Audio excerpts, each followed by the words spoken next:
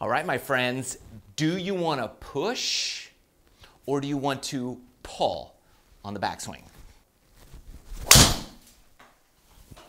All I know is we better get it right if you want to hit good solid drives. And I am not going to keep you in suspense. I'm going to come right out and say it. I don't believe you should push back with your left hand. I believe you should pull it back with your right hand if you're a right-handed golfer. But if you don't get it right, it's going to cause some major problems. And the main thing you have to know is when to go from pulling it back with your right hand to transitioning and using your left hand. And you have to know what to pull it back with on here and what to transition to on this hand. It's simple, but let me first show you what happens when you push it back with your left hand. The pushing back with your left hand causes this major issue. You're going to do something first. Some people flip that club open. Some people drop it down. Some people do this little cupping motion. There's always something that happens with your left hand if you push it back. It could do here. Some people just whip that club inside. There's all types of issues when you're using the push back method. And let me show you what happens when I do the push back method.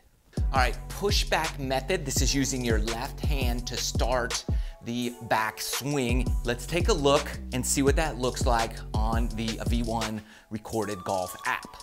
Look at just my left hand. It's ever so slight right in here, but look as we go back, you see it. The first thing is something's moving in my left wrist right there at the beginning of the backswing. That's what we want to try to avoid. Whatever you do at the beginning, you're gonna undo here and have a lot of face rotation coming into that ball. So we want to try to eliminate that. You see that little, there's something going on there. So as you can tell, something is going on right at the beginning, the start, the trigger of my takeaway. That causes something in the face to happen. It's going to be different for everyone. Some people will do a little this, some people will do a little inside move, some people will whip that club even more. Something's happening with everyone when they're using that push back method. It's really difficult to keep that wrist and everything perfectly stationary, just locked in without getting too tight. So there's always going to be something going on here.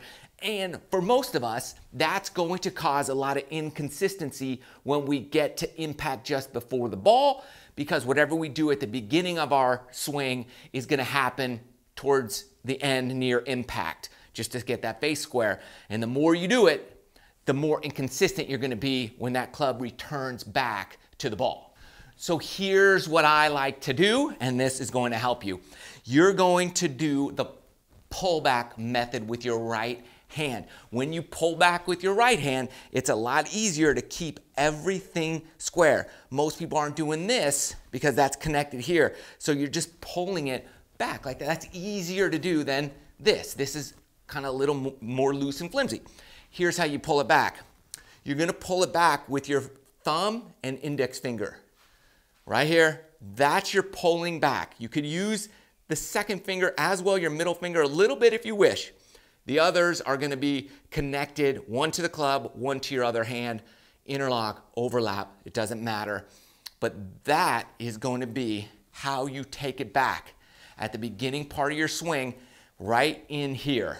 And then in a second, I'll show you how to transition and what to think about in the transition to go from right to left. But first, let me show you the difference when you look at the swing in slow motion between push and pull. Okay, here's the pull motion right here, the beginning of that. It's much more quiet, and we'll compare that to over here. So that's before, and the yellow one's after. Look at that first motion here. See that glove hand just kind of roll out a little bit right there. And then over here, it's very, very quiet and nothing really happens until about here. So subtle and easy. There's no dipping down or anything weird going on at the beginning. So yes, it's tough to pick up, but your shots will thank you for it later because you'll see a huge result in less variation in your mishits a little bit and you'll be much more consistent. So here is how you transition. You're gonna just do a pull back with that right hand, right to about this position here. And right there, using that thumb and the first two fingers, right there. And then you stop pulling, right about here, right about waist high with your belt. That's where you stop pulling. You start the motion and then you let your arms and body take over from there. And then right here, I'm immediately thinking the back of my left hand, not the back of it, but like the bottom part of it right there. Where the butt of the club is, you could think that, but I like to think my hand, because I can control where this hand goes, and I want that to fire at the ball. So I'm here, and then now I just let that back of the hand fire into the ball here while I turn and rotate. So it's right hand, left hand, right hand, left hand. You're good to go. And if you do it right, you're gonna stripe one pretty darn good. Right and left, baby. Right and left.